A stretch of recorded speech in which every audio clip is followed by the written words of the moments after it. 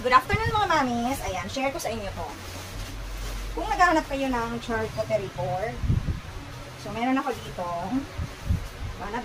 Nabili to sa akin ng kapatid ko. Dalawang set siya. Ganyan siya. So eto kasi, maganda siya kasi meron na siyang free engraved. So ang pinalagay ng kapatid ko, Biando Family. So eto, pareho siyang may naka-engrave na Biando Family. Tapos meron na din siyang kasamang ganito. So pati ito nilagyan ni seller. Akala ko dun lang sa board. Pati pala dito, ayan, meron din siya. Meron siyang ganito. Ganito. Tsaka ganito. So eto kasi balak ng kapatid kong maghanda. Ayan, gagamitin niya daw to. So eto pala, nilalagay siya dito. Ayan, ganyan siya.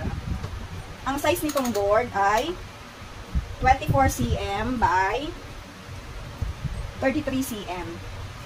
Tapos yung quality niya, bamboo siya. So lahat siya meron ng kasamang ganito. Tsaka ito, meron din siyang engraved na pangalan.